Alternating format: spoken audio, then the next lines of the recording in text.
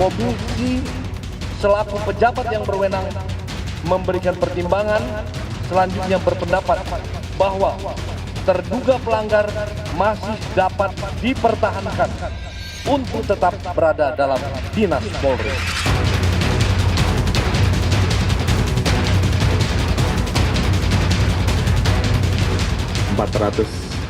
ribu personil kita memang jumlah yang cukup besar, tapi upaya kami untuk terus mengurangi potensi pelanggaran dan tentunya kita dorong anggota untuk terus melakukan prestasi-prestasi. Namun yang tidak bisa mengikuti komitmen kami potong, kami proses tegas. Dan ini komitmen kita untuk masyarakat.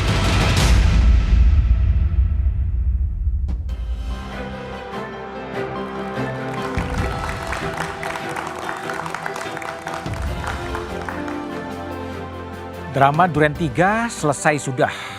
Semua terdakwa yang terlibat dalam kasus pembunuhan berencana terhadap Yosua sudah mendapatkan hukuman sesuai kadar kesalahan, termasuk sejumlah anggota kepolisian yang terlibat kasus perintangan penyidikan.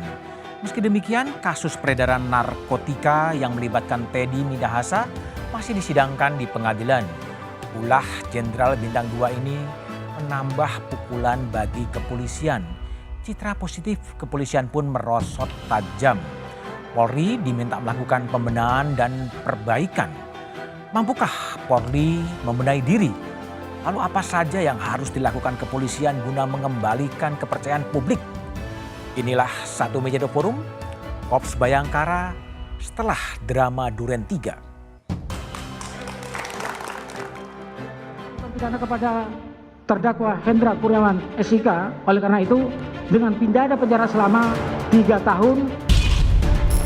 Menjatuhkan pidana kepada terdakwa, oleh karena itu dengan pidana penjara selama 2 tahun. Sidang Hendra Kurniawan dan Agus Nurpatria menjadi puncak dari rangkaian proses hukum kasus perintangan penyidikan kematian Brigadir Yosua, sekaligus membongkar kesewenangan berlebihan dari Verdi Sambo yang saat itu menjabat Kadif Propam Polri berpangkat Bintang 2. 4 terdakwa perkara obstruction of justice lainnya mendapat vonis lebih ringan ketimbang Hendra dan Agus. Arif Rahman, Cuk Putranto, Baikuni Wibowo, dan Irfan Widianto sebelumnya mengajukan banding atas putusan sidang Komisi Kode Etik Polri dan berharap bisa kembali bertugas di Korps Bayangkara. Asa yang timbul usai berada Richard Eliezer diberikan kesempatan kembali bertugas di Korps Bayangkara karena diputus demosi bersifat mutasi selama 1 tahun lewat sidang Komite Kode Etik Polri. Bahkan jika mendapat remisi tambahan, Eliezer diprediksi bisa bebas pada pertengahan 2023. Berdasarkan rekomendasi dari LPSK, maka kita bisa berikan remisi tambahan sebesar setengah dari remisi umum. Remisi umum itu adalah remisi yang diberikan kepada narapidana, kepada warga binaan setiap tanggal 17 Agustus. Selain kasus Verdi Sambo, kasus narkoba yang menjerat Bintang 2 Teddy Minahasa, dan tragedi Kanjuruhan menambah daftar panjang penyebab turunnya citra positif institusi Polri. Reformasi internal Polri seharusnya menciptakan infrastruktur yang tidak memungkinkan penyalahgunaan kewenangan dan kekuasaan secara berlebihan. Polisi itu bukan bagian yang terpisah dari masyarakat. Jadi kalau di polisi ada Sambo, di luar polisi, di masyarakat ada banyak 1000 Sambo dan 1 juta Rambo. Polisi hanya replika dari masyarakat. Ada kasus seperti Sambo karena di luar kita banyak lihat preman di DPR kayak begitu, preman di pemerintahan kayak begitu. Nggak akan habis-habis. Jangan minta polisinya tidak ada Sambo kalau di masyarakat masih banyak Rambo. Korps Bayangkara setelah drama Duren 3 itulah tema Satu Meja The Forum malam ini. Di studio telah hadir Guru Besar Universitas Bayangkara, Profesor Hermawan Sulistyo. Malam, Prof. Hermawan. Ada Sambo, ada Rambo ya. Ada Sambo, ada Rambo. Lalu di sebelah kiri saya ada seorang advokat senior, Todung Mulya Lubis. Malam, Bang Todung. Malam, Budiman. Di ujung sebelah kiri ada Rambonya. anggota DPR Komisi 3 Trimedia Panjaitan. Malam. Malam, Pak Budiman. Dan nanti akan hadir Hasto Atmojosuryo, Ketua LPSK. Sebelum saya memulai dialog dengan narasumber, apakah ada Sambo atau ada Rambo, kita dengarkan terlebih dulu wawancara saya 4 jam yang lalu dengan Kapolri Jenderal Listio Sigit Prabowo. Itu dilakukan di Mabes Polri yang sudah direkam terlebih dahulu. Drama Sambo telah berakhir, semua terdakwa telah dijatuhi hukuman. Bagaimana tanggapan dari Mabes Polri? Saya sekarang telah bersama dengan Kepala Kepolisian Republik Indonesia, Jenderal Listio Sigit Prabowo. Pak Kapolri sehat? Alhamdulillah, puji Tuhan. Sekarang Pak lebih cerah ya? Budi. Beban beratnya Sambo udah lewat gitu. Gimana Pak? Ya tentunya perjalanannya cukup panjang, Pak. Panjang ya? Hampir 6 bulan lebih dan proses yang begitu panjang tersebut akhirnya semua bisa kita tuntaskan sesuai dengan janji kita waktu itu bahwa kita akan menangani kasus FS ini secara transparan, profesional, akuntabel dan tentunya menggunakan dasar-dasar scientific crime investigasi dan tentunya hasil semua sudah bisa dilihat, tuntas dan tentunya putusan di pengadilan pun sudah selesai. Jadi tentunya kita harus fokus kembali untuk melaksanakan tugas-tugas lain yang juga sangat banyak di kepolisian ini. Makin banyak tugas Ya, Pak ya, betul. dari satu tugas pekerjaan ke pekerjaan lain. Ya. Tapi kalau dilihat Pak Kapolri, ini kan Sambo terjadi tragedinya 8 Juli ya, 8 Juli 2022 sampai hari ini tuh mungkin 206 hari ya sampai kemudian vonisnya selesai. Apa sih pelajaran yang dipetik yang bisa diambil oleh Pak Kapolri dengan drama Sambo yang begitu panjang, begitu menguras energi bangsa ini sebetulnya? Ya, bagi kita, bagi institusi Polri, tentunya jujur ini adalah pukulan berat ya. Pukulan berat. Buat institusi kami. Apalagi beberapa waktu sebelumnya kita pernah mendapatkan tingkat kepercayaan publik yang selama 1,5 tahun itu menjadi puncak tertinggi untuk institusi kepolisian saat itu. Dan tiba-tiba karena peristiwa ini kita sempat jatuh di angka yang sangat rendah ya. Oke. Sehingga tentunya ini menjadi pelajaran berharga. Ini pil pahit buat kita Pil semua. pahit. Oke. Ya, namun demikian tentunya pil pahit itu tentunya harus menjadi obat bagi kita untuk kemudian bagaimana kita melakukan perbaikan dalam waktu yang cepat. Dan tentunya ini juga momen bagi kita semua untuk mengambil pilihan.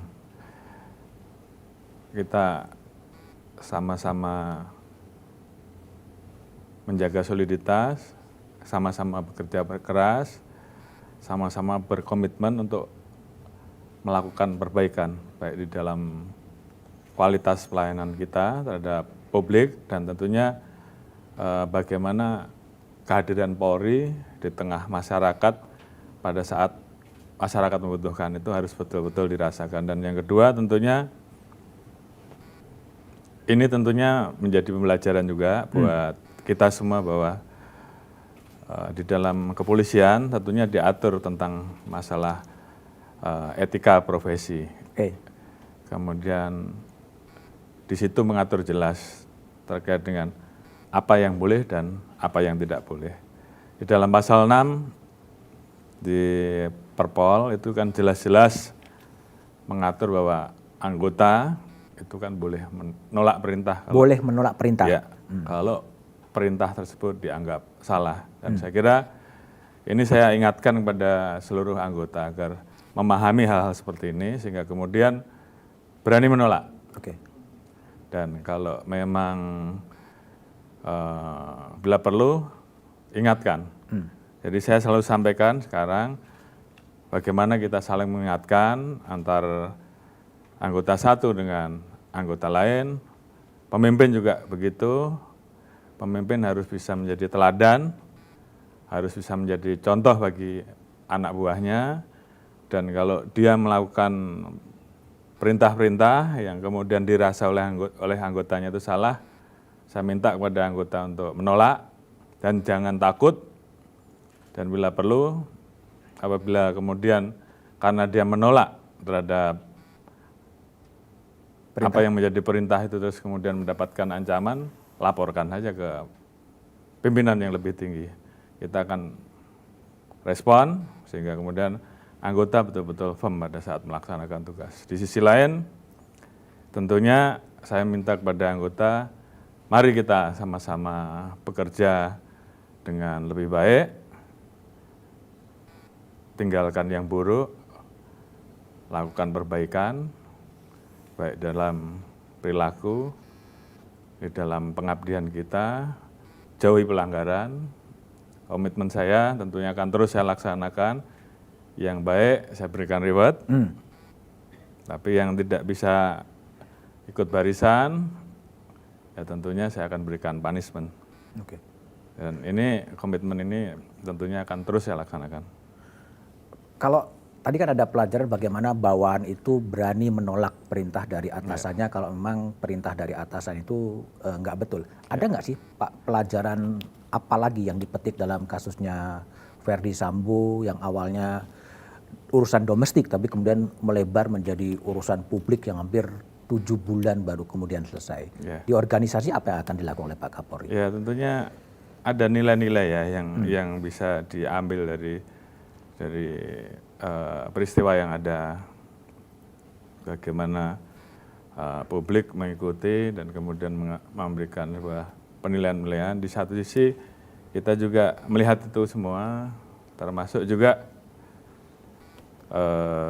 seorang Richard Eliezer barangkali ya, yang selama ini selalu menjadi perhatian dan dukungan publik, sehingga pada saat dia kemudian dinyatakan bersalah karena dia juga jelas-jelas ikut menembak, namun di sisi lain dia juga dianggap sebagai maskot terhadap keberanian untuk menyampaikan kejujuran. Jadi tentunya nilai keberanian untuk menyampaikan kejujuran, keberanian untuk menolak perintah yang salah, ini tentunya yang harus dicontoh bagi seluruh anggota, sehingga kemudian ke depan kita betul-betul bisa menjaga nilai-nilai tersebut. Kalau dari sisi sistem promosi atau sistem apa dalam kasus Sambo gitu yang itu bagaimana? Apakah memang ada perlu evaluasi lagi penempatan dari perwira kepolisian, perwira tinggi kepolisian agar betul-betul matang atau betul seperti itu dalam belajar dari kasus Verdi Sambo, Pak Kapolri? Ya, tentunya perbaikan terhadap Polri terus kita lakukan, mulai dari sistem rekrutmen ya. Rekrutmen prinsip bersih, transparan, ini tentunya menjadi bagian yang harus terus kita jaga dan kita pertahankan. Jadi dalam kesempatan ini saya juga sampaikan kalau di lapangan kemudian ada isu bahwa masuk polisi harus bayar, apalagi dengan jumlah tertentu, dalam kesempatan ini saya pastikan bahwa hal tersebut tidak ada. Kalau sampai ada yang minta uang untuk membayar kepada pejabat tertentu, segera laporkan. Pasti kita proses. Kalau dia polisi, kita proses etik dan kita proses pidana. Tapi kalau itu orang luar dan masyarakat tersebut yang merasa dirugikan mau melapor, kita pasti proses. Karena kita pengen bahwa integritas itu mulai dari masalah rekrutmen. Kemudian di dalamnya tentunya kita akan melakukan asesmen termasuk tes psikologi secara rutin berkala, sehingga kemudian faktor kejiwaan dari personil-personil kita itu tentunya bisa kita ikuti. Oleh karena itu tes psikologi di awal itu menjadi sangat penting karena itu juga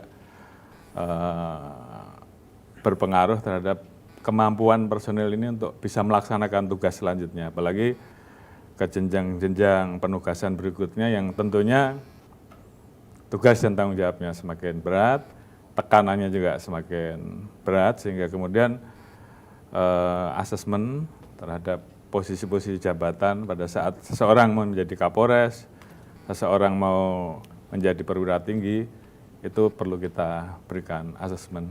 Dan ini ke depan akan terus kita lakukan sehingga perwira-perwira Polri ke depan betul-betul selain memiliki kemampuan di bidang teknis,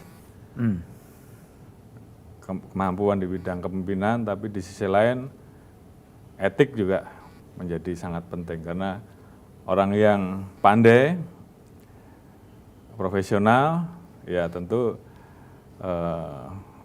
dia akan bisa menuntaskan pekerjaannya dengan baik. Tapi kalau dia nggak menguasai etik, di situ menjadi sumber masalah. Oke. Kalau setelah kasusnya Sambo kemudian terungkap dan kemudian selesai, langkah-langkah perbaikan apa yang sudah dikerjakan oleh Mabes Polri, khususnya Pak Kapolri, untuk membenahi sistem promosi, sistem penyelidikan dan penyidikan, pengawasan terhadap penyidikan, apalagi Pak yang harus dibenahi Pak, berkaca pada kasusnya Verdi Sambo itu? Ya, saya kira pengawasan melekat menjadi sangat penting saat ini ya. Oleh karena itu,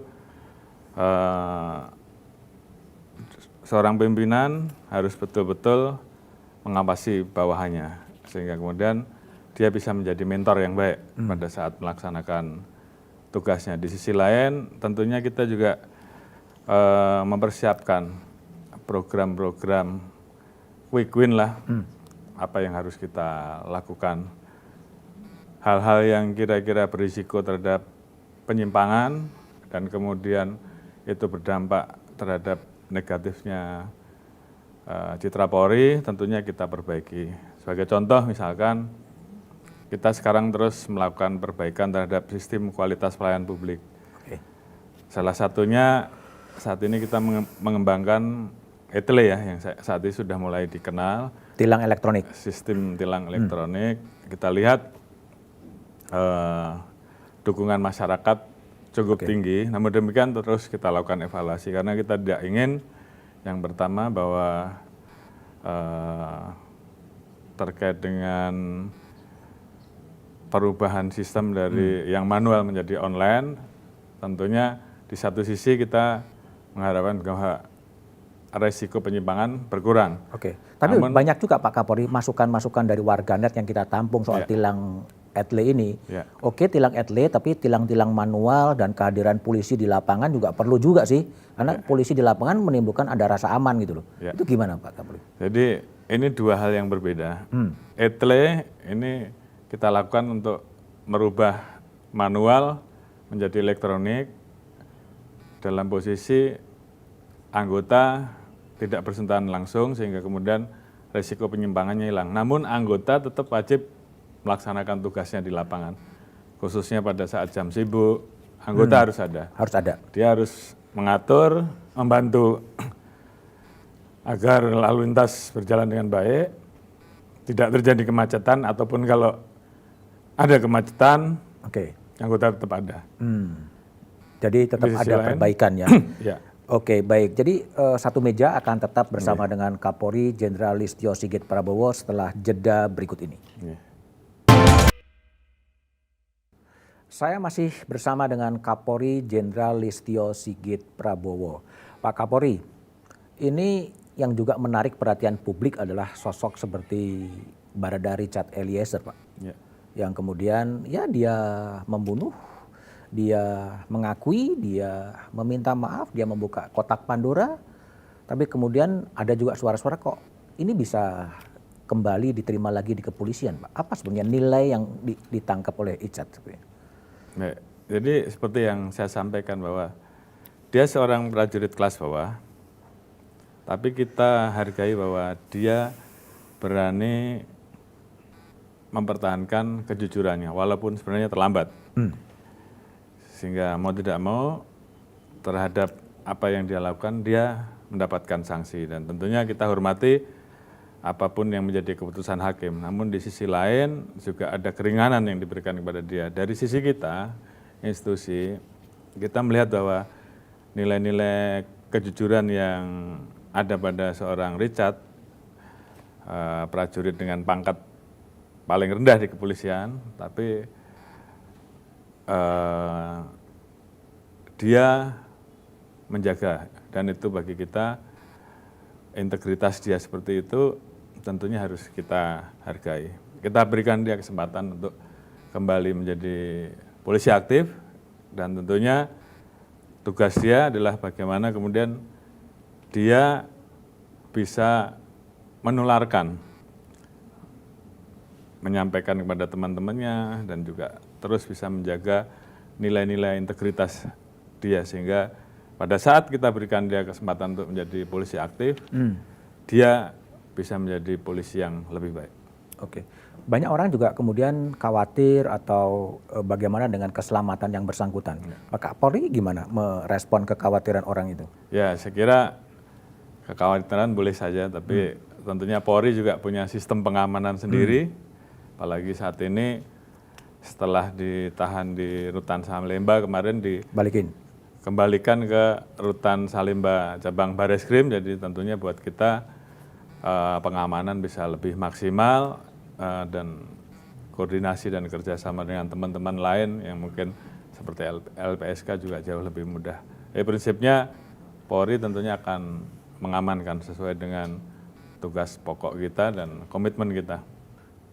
Pak Kapolri awalnya orang agak skeptis ya, agak ragu apakah bisa menyelesaikan kasus besar seperti Verdi Sambo, dan sekarang ternyata bisa selesai gitu. Gimana nih resep atau pandangan Pak Kapolri sehingga itu bisa selesai dengan lancar, dengan baik, semuanya sudah divonis gitu?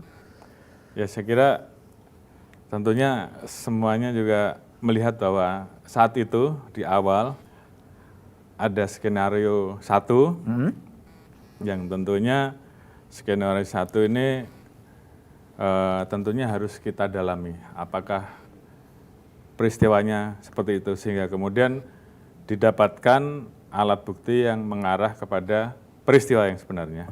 Sehingga kemudian saat itu kita kemudian mengambil langkah-langkah, dan saya kira hasilnya saat ini keputusan sidang sudah jelas, ada vonis, sehingga tentunya itu menjadi jawaban.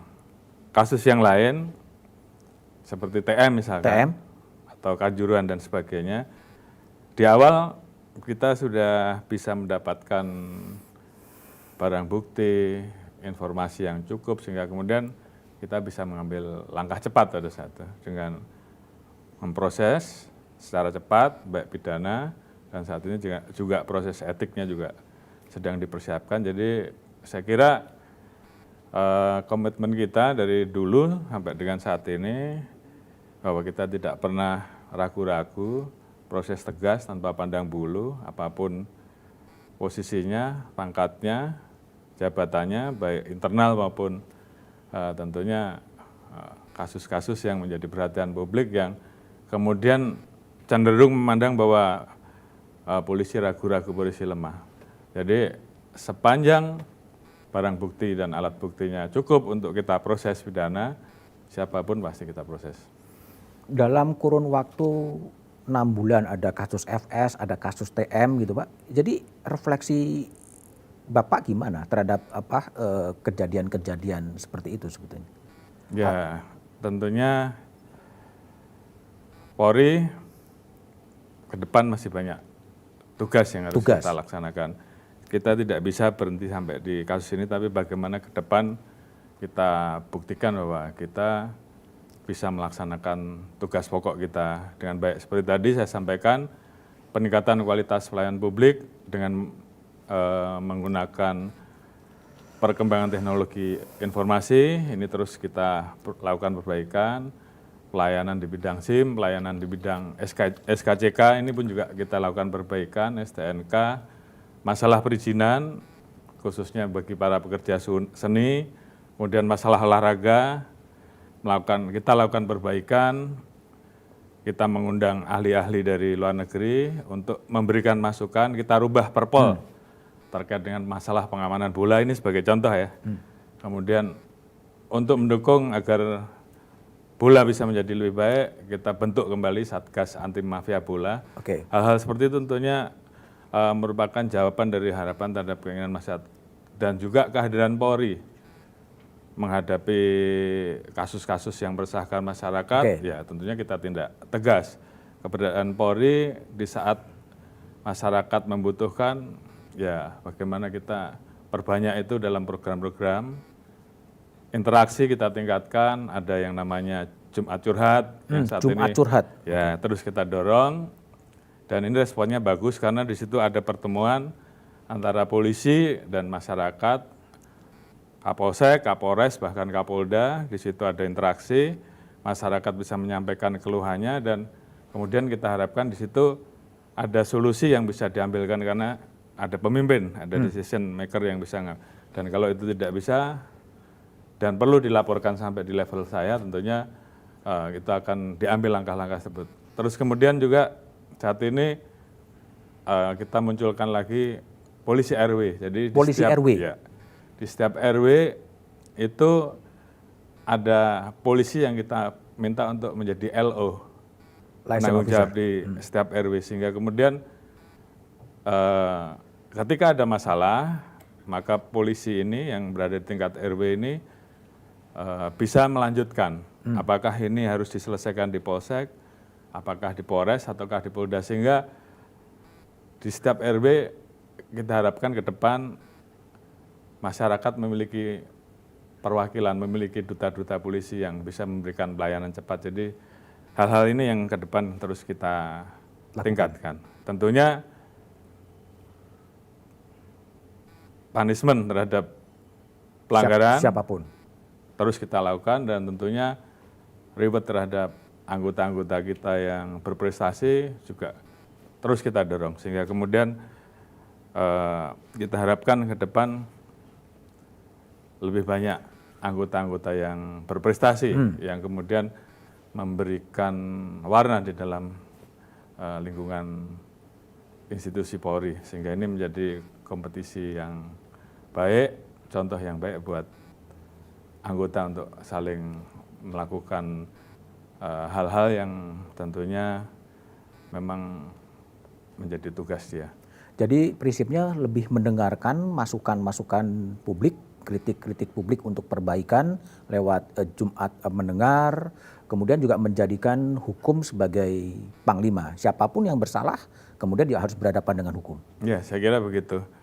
Responsif, sense of crisis, apa yang menjadi keluhan masyarakat segera kita selesaikan, tempatkan hukum sebagai panglima sehingga siapapun kalau memang dia salah kita tindak, dan bagaimana kita lebih peduli terhadap hal-hal yang mengusik rasa keadilan publik, mengusik rasa keadilan masyarakat kecil, karena memang di sini adalah fungsi dan peran Polri untuk betul-betul bisa hadir dan kemudian menjawab apa yang menjadi skeptis, apa yang menjadi keraguan tadi. Survei polisi pernah berada di bawah, kemudian naik gitu kan, mudah-mudahan naik. Terus apa langkah Pak Kapolri untuk kembali mengembalikan kepercayaan publik kepada institusi kepolisian, institusi yang betul-betul untuk menjaga keamanan negara dan menjaga soliditas bersama dengan TNI? Apa langkah-langkah dari Kapolri untuk mengembalikan kepercayaan publik kepada polisi, rakyat terhadap publik, rakyat terhadap polisi? Ya, saat ini kita terus mendorong melakukan upaya-upaya perbaikan dengan membuat semacam quick win ya. Quick win. Yang kita ukur per 2 bulan. Kita awasi bagaimana progresnya. Kuncinya sama, pelayanan kepolisian yang lebih baik, bagaimana kita melakukan Harkamtipmas, penegakan hukum dengan kehadiran Polri, dan sekaligus di sisi lain melakukan proses terhadap pengaduan kepolisian, khususnya terkait dengan tindak pidana, dengan tegas. Kemudian tentunya hal lain yang terus kita lakukan meningkatkan soliditas TNI Polri, apalagi menghadapi tahun pemilu. Soliditas TNI Polri bersama-sama turun di lapangan, hadir dan mengawal apa yang menjadi kebijakan pemerintah dalam hal hilirisasi, dalam hal menjaga inflasi, menghadapi bencana, menghadapi karhutlah itu semua tugas-tugas yang tentu mau tidak mau tetap harus kita lakukan di samping tugas pokok kita, dan mudah-mudahan soliditas kebersamaan dari seluruh anggota ini bisa segera mengembalikan kepercayaan publik. Kalau soal ini kan lagi tren ya, gaya hidup mewah yang ditunjukkan oleh berbagai instansi termasuk kepolisian. Gimana arahan dari Pak Kapolri agar soal hedonisme yang sedang menggejala, yang model pamer dan lain sebagainya? Saya kira pasca peristiwa FS saat itu Bapak Presiden juga sudah mengeluarkan beberapa perintah yang kita tindak lanjuti, dan salah satunya adalah masalah gaya hidup pamer barang mewah, dan ini sudah kita tindak lanjuti dengan pembuatan STR, di mana di dalamnya tentunya ada resiko-resiko sanksi yang kita berikan terhadap hal-hal yang seperti itu, dan itu aturannya sudah ada. Apalagi kita membuka ruang pengaduan, ada Dumas Presisi, ada Propam Presisi, dan kita selalu melaksanakan patroli terkait dengan penggunaan media sosial. Jadi kalau di situ kemudian muncul perilaku anggota yang menyimpang, Propam segera turun. Tindak.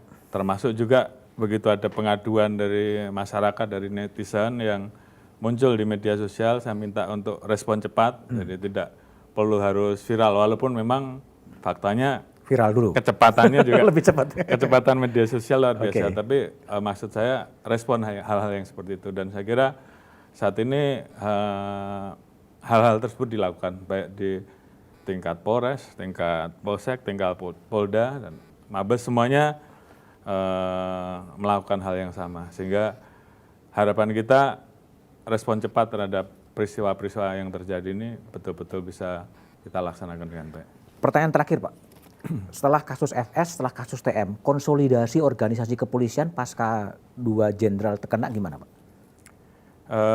Saya kira di dalam beberapa kali kegiatan, di dalam beberapa kali rapat, termasuk Rakernis, kita sepakat bahwa yang namanya saat ini konsolidasi internal, soliditas internal untuk melakukan langkah-langkah perbaikan, ini menjadi komitmen bersama. Dan itu sudah kita tegaskan bahwa ini adalah tugas kita, bagaimana melakukan perbaikan, mengembalikan kepercayaan publik, bagaimana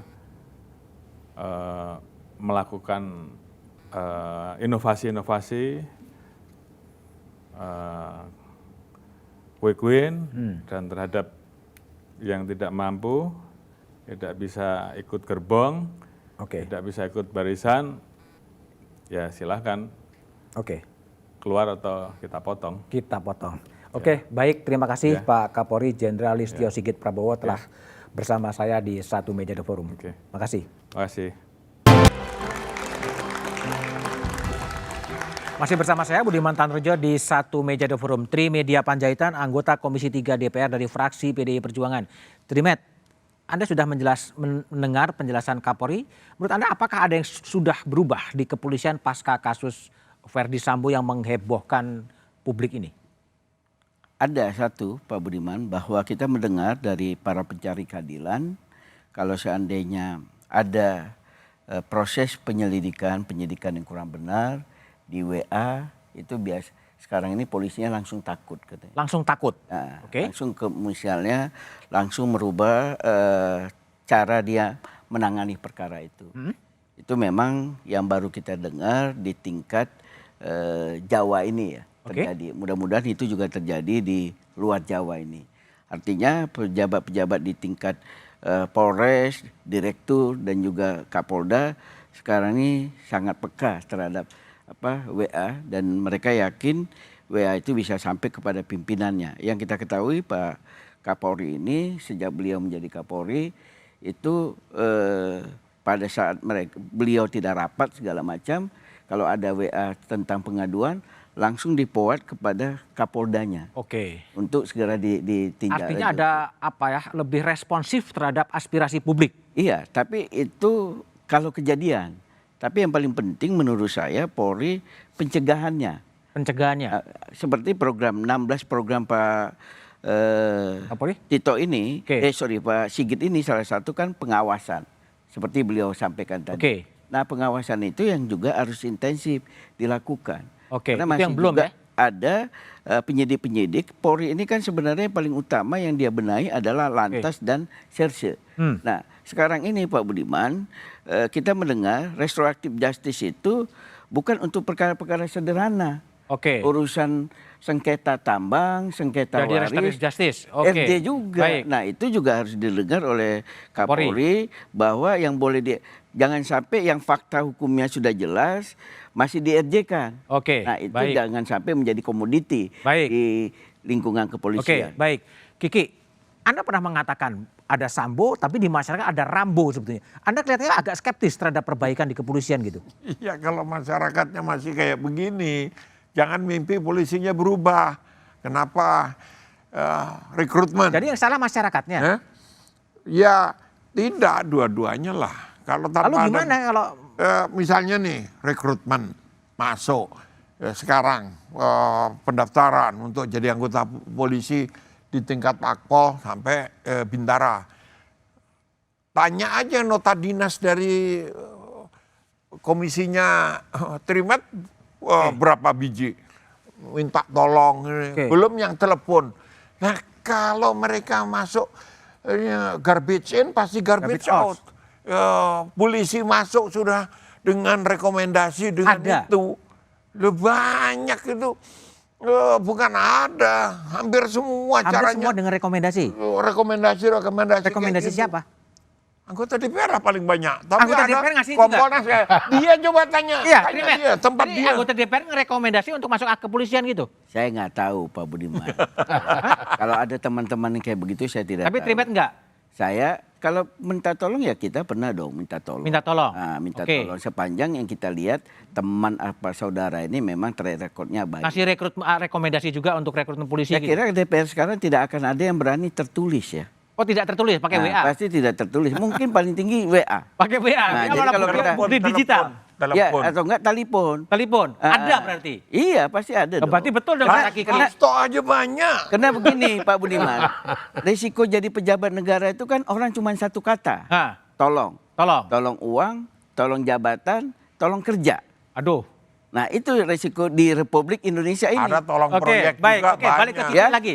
Sebentar, Kiki, tadi ada yang menarik dari Kapolri ya, bahwa mengatakan bahwa bawahan itu boleh menolak perintah atasan. Ini merusak struktur komando nggak sih? Tidak, karena di polisi itu tidak ada komando. Komando itu hanya ada di militer. Oke. Prinsip pertama dari polisi di seluruh dunia adalah apa yang kita sebut diskresi. Diskresi. Diskresi itu adalah kewenangan individual untuk mengambil keputusan secara individual. Jadi di polisi itu tidak ada atasan. Lalu atasannya polisi itu siapa? Hukum. Jadi kalau dia tahu hukum, oh ini melanggar hukum, diperintah, dia tolak. Gitu. Tapi apa berani? Loh, Dalam relasi kuasa berani begini? dalam setelah kasus Sambo saya kira ada banyak. Karena masalahnya kan kadang-kadang polisinya juga tidak tahu hukum gitu. Oh. Nah ini menimbulkan problem bukan hanya di Indonesia, di Amerika itu sekarang juga masalah karena apa? Harusnya orang datang kasus yang penembakan di sekolah itu. Hah? Seluruh polisi datang, nggak ada yang mengambil tindakan karena nanti disalahkan gitu. Jadi menjadi problem juga ketika itu diterapkan. Tidak diterapkan problem, diterapkan jadi problem. Nah, batas antara kewenangan untuk mengambil keputusan individual sendiri dan non diskresional itu sangat tipis. Yang tidak boleh ada diskresi adalah kalau menyangkut organisasi. Sehingga atasan itu fungsinya sebagai manajer, bukan komandan. Bukan komandan. Bukan Oke, komandan. baik. Todung Mulalubis. Tadi Kiki mengatakan banyak juga sebenarnya polisi-polisi yang nggak tahu hukum gitu loh. Sehingga ya ada perintah apapun ya dijalankan aja. Gimana Bung Todung lihat sih dalam berkaca pada kasus Sambo ini? Kalau dikatakan bahwa hukum adalah panglima, ya, mesti atasannya hukum, gitu ya. Saya setuju. Tapi untuk mengatakan bahwa tidak ada perintah, itu juga menurut saya tidak sosiologis. Gitu. Tidak ada perintah gimana? Ya, kalau dia katakan perintah itu kan ada pada hukum sebetulnya. Dia bisa membantah. Tapi secara sosiologis ada atasan, ada perintah. Dan apakah seseorang itu bisa menolak perintah atau tidak? Kalau saya tetap berpendapat bahwa dia bisa menolak perintah kalau itu melawan hukum. Tapi apakah situasi sosiologisnya, circumstantial evidence-nya itu memungkinkan dia untuk menolak? Nah ini pertanyaannya. Dalam keadaan seperti kemarin dalam kasus pembunuhan Yosua, itu sangat sulit untuk menolak perintah. Walaupun dia punya alasan untuk kondisinya menolak. Kondisinya. Bisa juga kalau kita bandingkan dengan kasusnya Ricky Rizal. Dia menolak bisa kok. Setuju saya. Dengan posisi artinya ada yang bisa menolak ya, ada yang juga yang bisa enggak. Ini sangat tergantung pada circumstantial evidence-nya itu. Kondisi sesaat itu. Jadi saya tetap melihat nggak bisa kita lihat hanya dari segi formal saja gitu. Lihat juga dari segi sosiologisnya. Nah, secara sosiologis hierarkis ada. Ada tingkatan gitu. Dia pangkatnya paling bawah. Satu lagi udah bintang 2. Nggak mungkin tidak ada perintah. Nggak mungkin tidak ada atasan. Jadi ya ini perbedaan-perbedaan yang menurut saya satu legalistik, satu tidak legalistik. Tidak legalistik. Tapi Pak Kapolri itu juga mengatakan soal waskat, pengawasan melekat. Apakah efektif dalam kultur yang ada sekarang sebetulnya? Apakah pengawasan melekat itu efektif atau tidak ya sangat tergantung pada banyak hal. Tapi yang saya paling senang dari apa yang dikatakan oleh Kapolri tadi adalah bahwa dia mengakui ini satu tragedi tapi juga satu blessing. Tragedi sekaligus blessing. Tragedi karena ini pembunuhan yang sangat kejam dalam satu rumah jenderal polisi. Tapi blessing ini eye opener, membuka mata kita bahwa betapa bobroknya polisi sekarang ini. Dan bukan hanya polisi sebetulnya, institusi hukum yang lain juga. Jadi ini mengafirmasi persepsi negatif publik terhadap institusi penegakan hukum di Indonesia. Nah tadi Pak Kapolri mengatakan banyak hal. Yang saya tidak tangkap, ya tidak dapat di situ adalah perbaikan dalam due process of law. Dia bicara mengenai rekrutmen, bicara mengenai akuntabilitas, mengenai yang lain-lain, tapi due process of law ini yang tidak disebutkan sama sekali. Tidak disebutkan ya. Oke, baik saya ke Hasto ya, Ketua LPSK. Setelah ini terkuak dan kemudian Richard kemudian menjadi justice kolaborator, apakah kemudian momentum ini juga bisa digunakan sehingga memunculkan justice kolaborator lainnya untuk kasus-kasus yang lain? Mestinya begitu dan saya harap begitu. Karena ini proses bagaimana peran seorang justice kolaborator ini sudah begitu transparan, dilihat oleh masyarakat dan juga melibatkan aparat penegak hukum sehingga saya berharap ke depan justice kolaborator ini akan makin banyak yang berperan di dalam proses peradilan. Karena selama ini kan kami itu selalu ditekan-tekan sama Komisi 3 itu. Ditekan apa? Ya karena tidak ada justice kolaborator yang minta perlindungan ke LPSK. Berarti pantas ditekan memang. Apa? Harus ditekan. Enggak, tapi berharapnya adalah ketika ada seorang Richard Eliezer yang menjadi justice kolaborator dan terbukti kemudian diakui, diformalkan lewat putusan, diharapkan akan muncul justice kolaborator lain di lingkungan kepolisian. Ya, karena ini begini ya, proses kemarin itu kan secara transparan menyadarkan kita semua bahwa ada paradigma baru di dalam sistem peradilan pidana kita. Dan ini alhamdulillah artinya aparat penegak hukum sekarang juga sudah mulai berpikir progresif ke arah perubahan paradigma itu. Dan mengenai Eliezer memang saya melihat ya bagaimana ketulusan dia itu. Ketika dia melakukan penembakan itu karena memang ada situasi yang dia sama sekali tidak bisa tolak, tidak ada pilihan. Begitu dia merasa ada peluang untuk bisa lepas dari persekongkolan skenario itu, dia dengan berani dan dengan tulus menyatakan saya siap. Jadi memang ada situasi yang sangat menekan dia. Sehingga ketika dia melihat ada peluang untuk bisa lepas dari skenario itu ya, dia pilih itu. Dan ini patut menjadi contoh lah bagi para calon justice collaborator yang lain. Oke, baik. Kembali ke Kiki ya. Ini pernyataan Anda, diksi-diksi Anda menjadi sangat menarik. Ada Sambo, ada Rambo, bahkan ada Rambo juga di institusi lain gitu kan yang seharusnya juga diberesin. Tapi sebetulnya apakah betul memang ada Rambo-Rambo lain atau Sambo-Sambo lain di institusi lain? Siapa saja? Tapi jawabannya setelah jeda berikut ini. Ya kalau harapan saya sih polisi bisa, terutama Polri ya, bisa berbenah gitu. Semoga kasus-kasus ini bisa jadi pembelajaran buat di tubuh Polri sendiri. Bagaimana kemudian Polri ke depan menjaga integritas, objektivitas, dan jangan sampai ada hal-hal yang bersifatnya subjektif. Artinya Polri ini harus membenahi dan mengawasi kebutuhan masyarakat gitu. Polisi tetap adil gitu ya, melakukan sesuai dengan profesional pekerjaannya, melindungi masyarakat, tidak berkompromi dengan hal-hal yang merugikan masyarakat. Semoga Polri kedepannya bisa mengubah stigma masyarakat dari yang sebelumnya negatif jadi positif, karena kan sekarang banyak banget yang stigma ke Polri itu negatif banget gitu ya, karena kasus Sambo kemarin udah mencapai titik akhir dan udah dihukum seadil-adilnya. Jadi semoga masyarakat bisa kembali memandang Polri sebagai suatu badan hukum yang positif gitu. Ini Polri harus lebih presisi dan tetap membenahi diri ke depannya agar kasus-kasus seperti ini tidak terjadi lagi.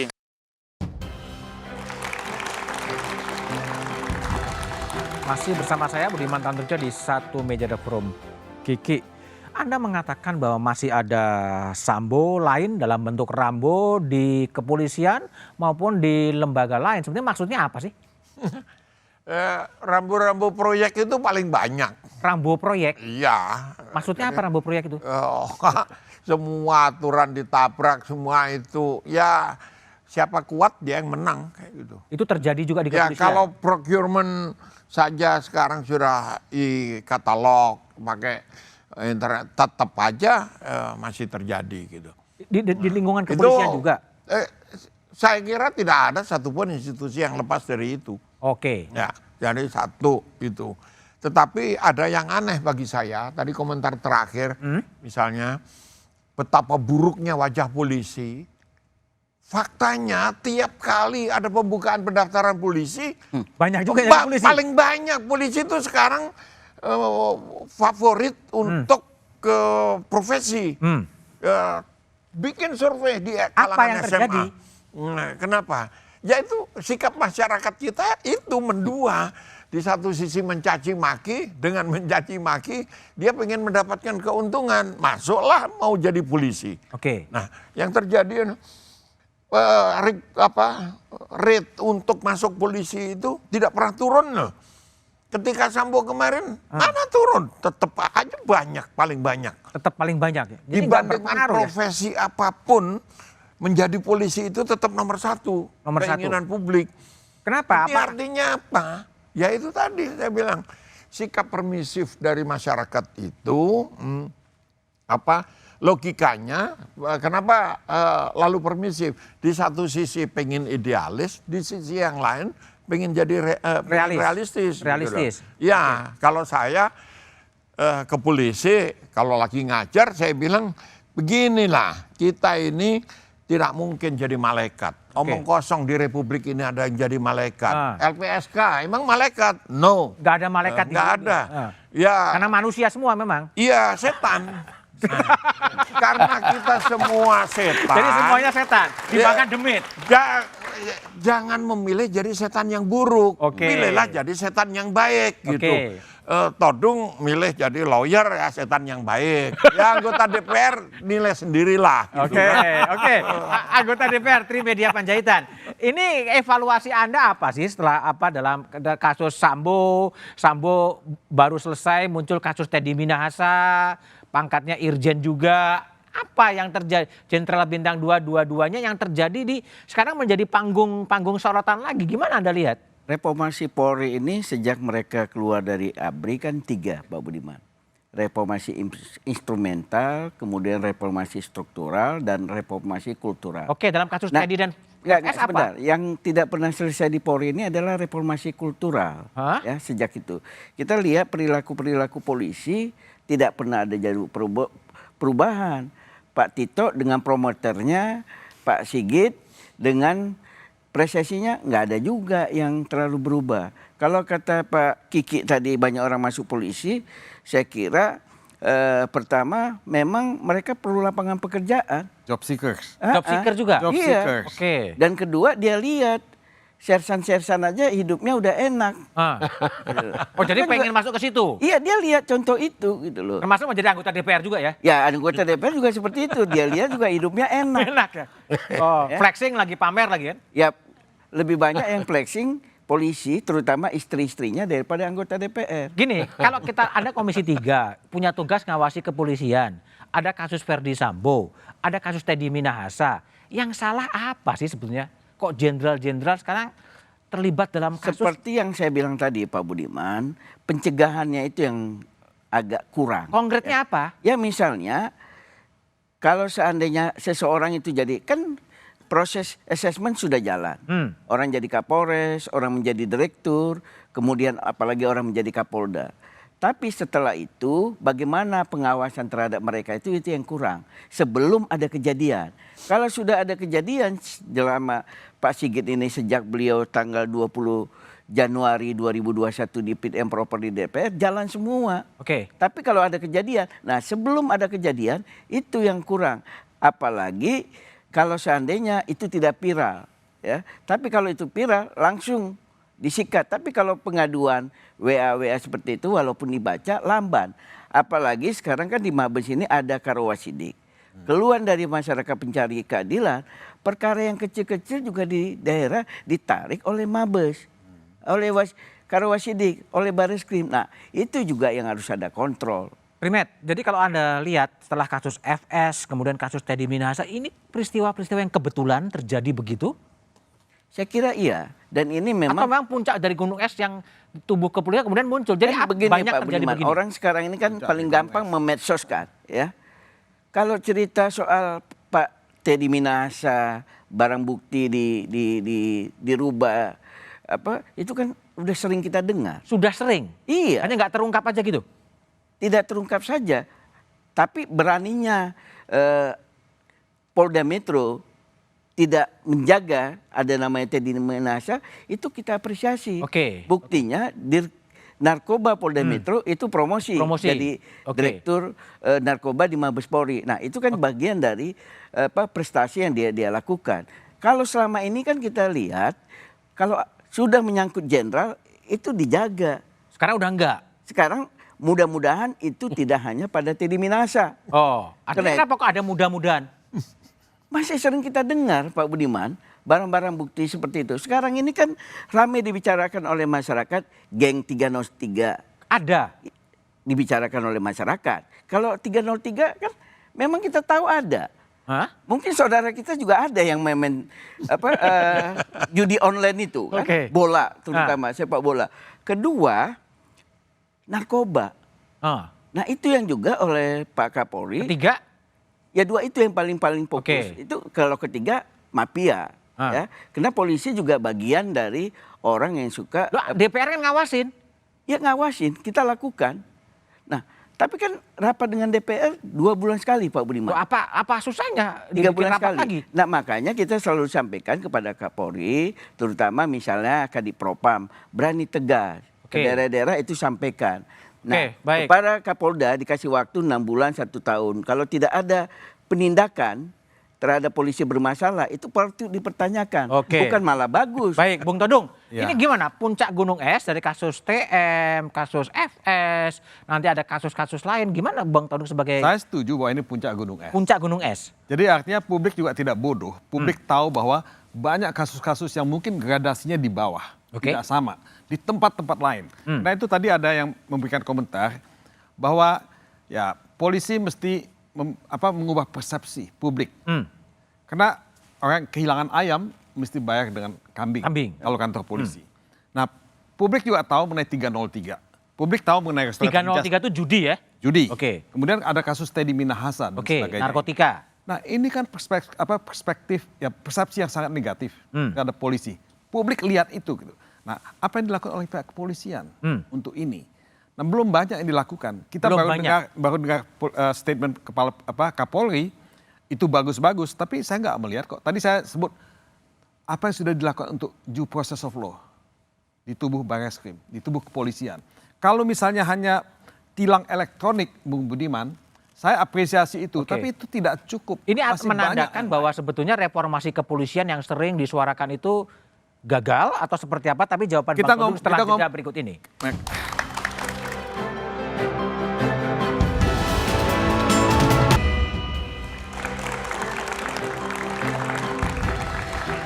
Masih bersama saya Budiman Tandurjo di satu meja The Forum. Todung Mulya Lubis. Ya. Ini seperti hat-trick ya, kasus Verdi Sambo sedang berjalan, muncul kasus Teddy Minahasa, muncul kasus Kanjuruhan, dan melibatkan jenderal-jenderal di polisi. Ini apa, reformasi polisi yang memang harus dituntaskan atau memang gagal sebetulnya? Memang mesti dituntaskan, nggak ada pilihan lain. Tadi kita bicara mengenai akuntabilitas, ini pernyataan Kapolri. Tapi kan akuntabilitas itu tidak hanya pada law enforcement. Saya ingin melihat aspek 303 konsorsium dan Teddy Minahasa. Ini persoalan uang. Ya. Jangan sampai publik melihat uang begitu banyak as if seolah-olah di kepolisian itu ada yang disebut off budget. Off budget. Nah ini mengerikan gitu. Nah persepsi negatif ini muncul pada publik dan itu bahaya kalau tidak dilakukan. Jadi banyak yang mesti dilakukan ya. Tapi kan tidak fair juga menyalahkan kepolisian 100%. Institusi penegak hukum yang lain juga mesti diperbaiki. Tidak mungkin memperbaiki penegakan hukum di Indonesia kalau hanya memperbaiki kepolisian. Tanpa memperbaiki kejaksaan, pengadilan, dan yang lain-lain, nonsen. Tidak akan mungkin jalan. Siapa yang harus mengambil alih tanggung jawab mereformasi semua lembaga penegak hukum? Presiden sebagai kepala pemerintahan, kepala negara punya kewajiban untuk melakukan, mengambil inisiatif untuk melakukan ini semua. Nah, legislasi dan membuat rule of law sebagai ideologi itu belum pernah terjadi di negeri ini. Dari dulu reformasi hukum itu ditinggalkan. Sejak tahun 98 dan sebelumnya. Mungkin karena terlalu abstrak ya? Tidak terlalu abstrak sebetulnya. Peraturan hukum itu sangat konkret. Terlalu banyak diucapkan tapi nggak ada tindakannya? Terlalu banyak diucapkan tidak ada tindakannya, betul. Jadi no action. No action? No action. Talk only? Talk only. Oke. Bung Hasto, jadi kalau LPSK memandang ini apa yang harus kemudian dituntaskan dalam konteks tadi ya, sistem penegakan hukum berkaitan dengan kasus Verdi Sambo dan LPSK kemudian terlibat juga di situ. Ya ini peluang bagi terutama Polri ya untuk melakukan reformasi organisasi. Apa sih reformasi ya, sering diucapkan? Tadi kan sudah cukup banyak dijelaskan oleh Pak Kapolri ya. Yang saya belum lihat itu membuat reformasi itu kontekstual. Dalam artian begini, secara sosiologis kan masyarakat kita ini masyarakat paternalistik. Tapi tidak ada disebut tauladan dari pimpinan. Itu tadi yang terlewat dari Pak Kapolri. Enggak disebut kok. Disebut tadi. Pimpinannya enggak. Pimpinan, coba baca lagi. Disebut. Jadi kalau tauladan dan kemudian reward and punishment ini secara tegas dilakukan, saya kira masyarakat itu akan melihat Polri lebih baik lagi. Jadi itu dilakukan secara transparan sehingga akuntabilitas Polri akan naik untuk ini. Oke, baik. Trimedia sebagai regulator, orang yang membuat regulasi, apa yang akan Anda lakukan untuk betul-betul menuntaskan reformasi yang sering diucapkan tapi minimum kemudian dilakukan sebetulnya? Pertama tentu kami sisa waktu jabatan sampai dengan 30 September 2024 ini. Sisa waktu DPR? DPR akan terus mengingatkan Kapolri untuk melakukan reformasi kultural. Ya. Kedua, mengidentifikasi apa yang menjadi persoalan. Seperti kata Pak Todung Mulya Lubis tadi, 303 kemudian ini. Terutama dia fokus kepada Sirse. Kenapa? Kalau masyarakat merasa bidang penegakan hukum ini tidak bisa berjalan dengan baik, ya raport Polri tetap merah. Dan itu harus dilakukan. Lalu DPR mau ngapain? Dan ketiga, Kapolri jangan nunggu setelah ada kejadian. Kalau menurut saya ada laporan berkala dari Kapolda, dari Kapolres secara berjenjang seperti apa. Jangan kita menganggap tidak ada penindakan dari Kapolda, Kapolres, aman-aman aja tuh. Malah menurut saya sebaliknya, Kapolres dan Kapoldanya tidak kerja, tidak mendengar laporan dari masyarakat. Tidak mungkin tidak ada keluhan dari masyarakat. Tidak mungkin nggak ada polisi melakukan penyimpangan di Polres, di Polda seperti itu. Dan tentu yang keempat, tentu kita meminta kepada Kapolri, orang-orang Kasatwil dan Kapolda yang seperti itu, jangan lama-lama, harus segera diganti. Nah bagusnya sekarang Pak Budiman, walaupun seperti Pak Kiki tadi bilang ada orang nitip dan segala macam, saya kira semua instansi juga seperti itu. Budaya nitip lah ya? Iya, ini masih negara kesatuan Republik Indonesia. Apa? Negara copy paste gitu? Ya budaya menitip itu, tapi yang kita lihat dari Polri yang sekarang, kalaupun orang nitip, dia juga bisa banyak yang nggak dipenuhi oleh Kapolri kalau dianggap tidak sesuai. Begitu juga orang sekolah, orang yang kemudian ingin masuk secaba, ya, kemudian akpol, itu titipan dia terima aja. Tapi aturan tetap, dan sekarang bagusnya ada HAR, kehormatan, yang itu adalah diskresi Kapolri. Dan Kapolri benar-benar melihat orang, siapa yang berprestasi, itu yang dia kasih HAR. Untuk jabatan, untuk pendidikan, itu yang ke depan juga harus dilakukan. Terus. Bung Kiki, jadi gimana Anda sebagai orang dalam di kepolisian, ini harapan publik terlalu besar. Salahkah sih kalau publik kemudian berharap terlalu besar agar polisi betul-betul menjadi lembaga yang disegani, menuntaskan komitmen-komitmen reformasinya dan lain sebagainya? Enggak, begini, kecepatan pace antara harapan dengan realisasi yang bisa dilakukan oleh polisi itu nggak sama. Nggak sama? Ya nggak sama. Yang kecepatan yang mana? Contohnya kayak Sambo, kasus Sambo kemarin, polisi sangat hati-hati karena harus scientifically proven. Gitu. Jadi mencari bukti-bukti, mencari itu karena pelakunya adalah orang yang punya kewenangan, maka proses ini lama sekali gitu. 3 minggu. Publik tidak sadar. Sekarang sama, reformasi harus cepat. Sementara polisinya ini tidak cukup cepat karena menangani 450.000 anggota itu tidak mudah. Nah, yang saya lihat ada harapan pertama, satu-satunya institusi yang punya tenaga terdidik paling baik. Polisi. Okay. Sekarang ini di polisi itu ada 150 dokter yang nggak beli. Kalau sama yang beli ada mungkin 500. Iya. Yang nggak beli itu ada sekitar 150. Okay. Banyak dari UI, dari luar negeri banyak. Nah, satu, tidak menjamin bahwa makin pintar dokter itu mentalnya makin baik. Okay. Tetapi ada korelasi yang positif gitu. Karena visinya, karena pengalaman gitu ya, itu satu. Ini memberi harapan sehingga kalau kita lihat di lantai 2 misalnya, di timnya Kapolri yang menyiapkan bahan-bahan segala macam itu tidak ada alumni PT IKA. Semua dari luar negeri. Ini anak-anak muda umur 20-an yang masih idealis. Jadi bagaimana caranya supaya tidak mereproduksi kelakuan senior-seniornya yang brengsek-brengsek itu, yang setan yang buruk, jadilah setan yang baik, itu saja. Nah, yang terakhir bagi saya, power tends to corrupt, absolute power corrupts absolutely. Jadi kekuasaan itu cenderung disalahgunakan, kekuasaan yang absolut sudah pasti disalahgunakan. Pada kasus Sambo yang terjadi adalah Kadif Propam menguasai dari hulu sampai hilir.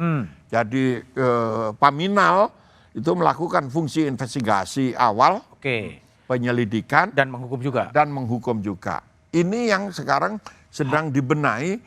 Apakah Paminal dikembalikan ke intelijen, fungsi di Baintelkam, itu yang sedang digodok terus. Ini reformasi yang publik tidak tahu. Gitu.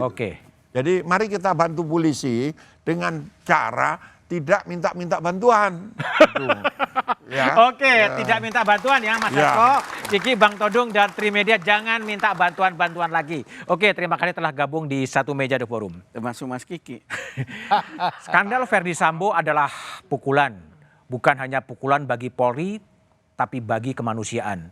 Pukulan itu memang berat dan menyakitkan. tapi harus diselesaikan. 205 hari bangsa ini dipermainkan oleh drama Sambo. Sejak 8 Juli 2022 saat tembakan diletuskan dan mematikan korban. Sampai 27 Februari 2023 saat terdakwa terakhir dijatuhi hukuman. Palu hakim telah diketukkan, kebenaran persidangan telah diungkapkan, keadilan telah coba dihadirkan. Puas dan tidak puas adalah kebiasaan. Tapi yang pasti untuk sementara ini kejujuran telah dimenangkan.